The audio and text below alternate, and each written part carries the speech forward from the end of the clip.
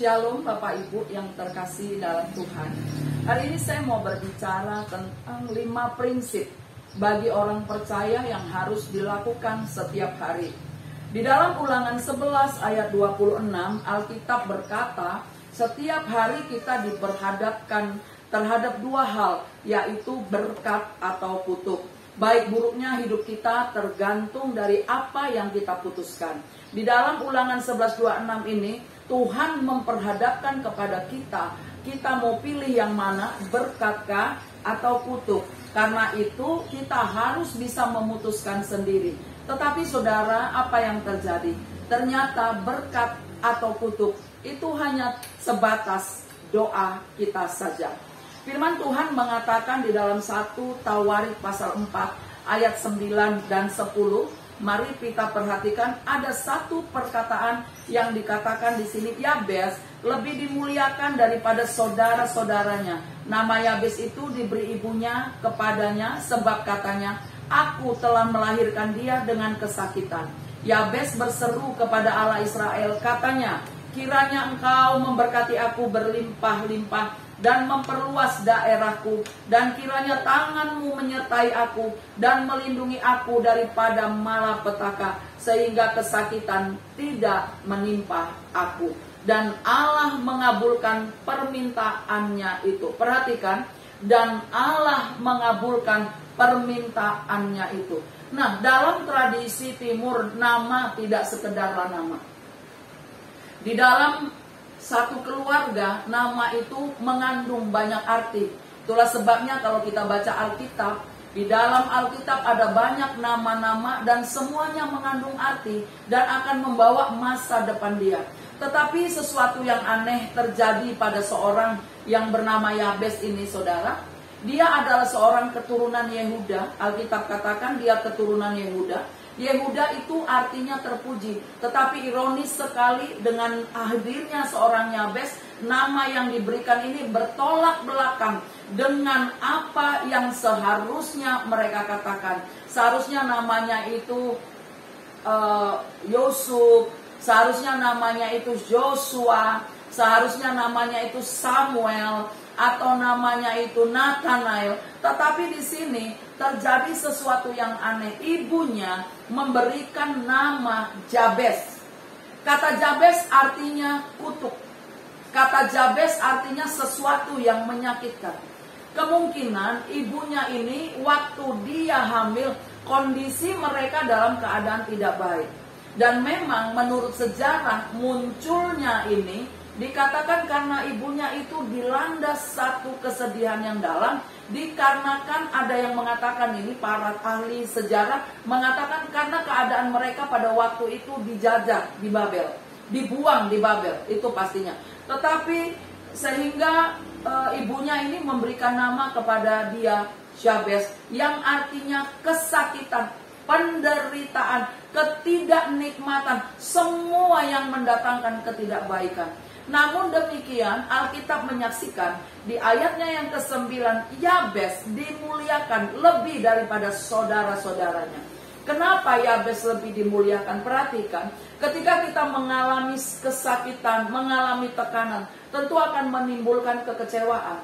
Nah, anak ini lahir, nggak mustahil ketika dia dipanggil Yabes, Yabes gitu. Ini artinya gini, hei penyakit, hei kurap, hei panu. Mungkin dia berkata begitu, hei engkau ini, hei engkau itu. Nah, labelnya dia itu nggak baik. Tapi Yabes ini kenapa bisa dimuliakan? Karena dia mengambil keputusan yang tepat. Yabes mengambil keputusan untuk tidak menghiraukan apapun yang dikatakan tentang dia. Sehingga dia mengambil sikap, dia bangkit dan dia berkata, dan Alkitab kita berkata, dia berseru kepada Allah Israel.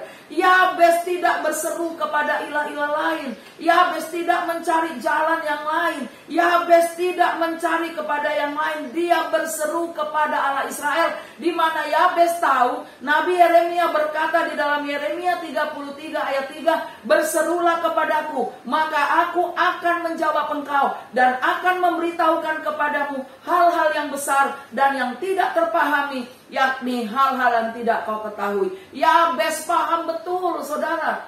Yabes mengerti siapa Allah mereka. Namanya boleh nggak baik, tetapi dia boleh mengambil sikap yang baik. Sehingga Yabes mengambil langkah yang tepat dan dia berseru kepada Tuhan. Di dalam Mazmur pasal 18 ayat 6 dikatakan gini, ketika aku dalam kesesakan, aku berseru kepada Tuhan, kepada Allah aku berteriak minta tolong. Ia mendengar suaraku dari baiknya. Teriakku minta tolong kepadanya sampai ke telinganya.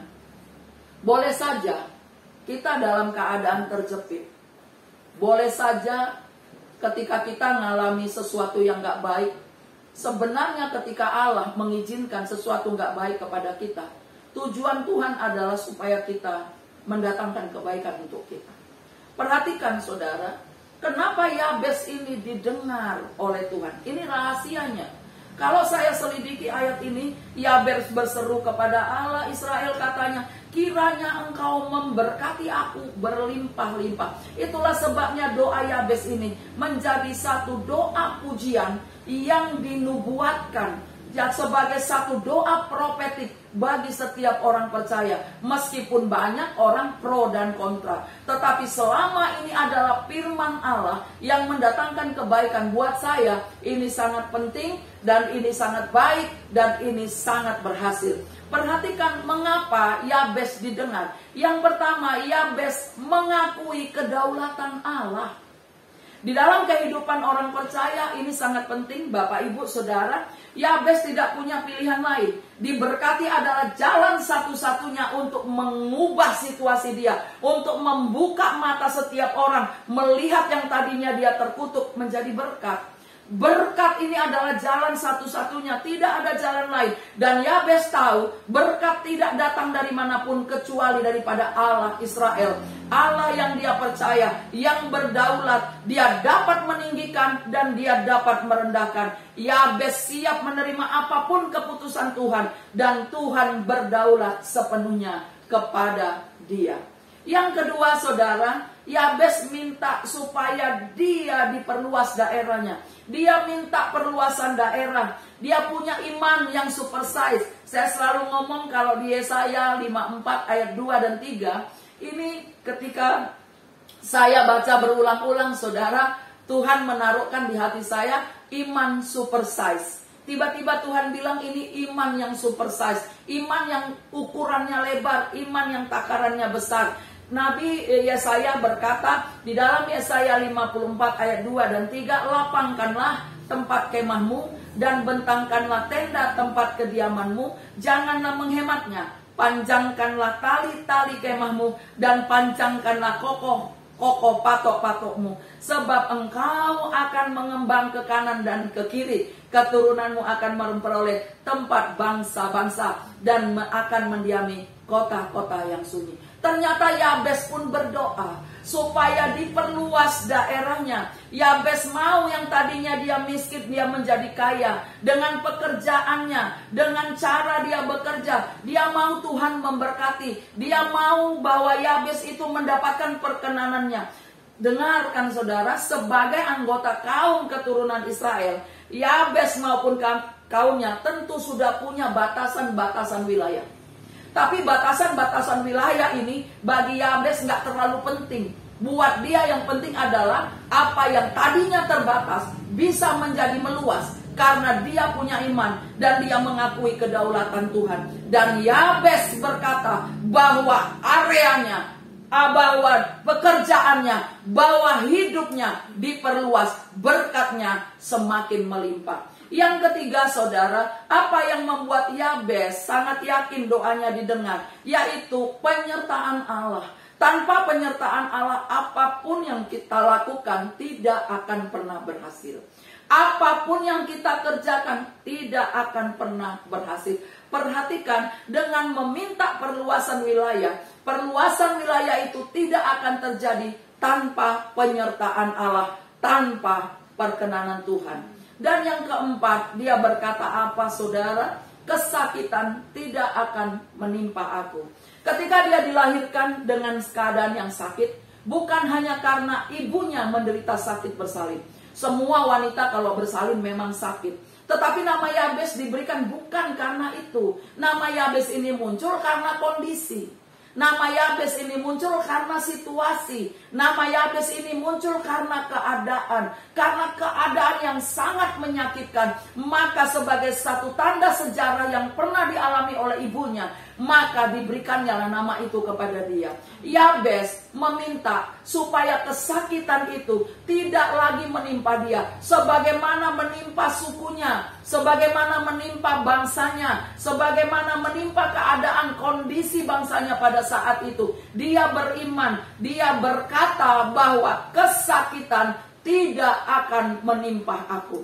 Karena dalam satu tradisi di Israel, aneh kalau orang yang bernama Yabes ini. Karena Yabes itu artinya akrab dengan sakit, penyakit. Saudara, saya pernah ngomong tentang Lea, bukan? Ketika Yakub melihat Lea itu nggak tertarik. Dan Lea itu benar-benar, saudara perhatikan, matanya itu juling. Jadi mungkin Yakub itu ngomong, "Hei juling, hei juling," begitu.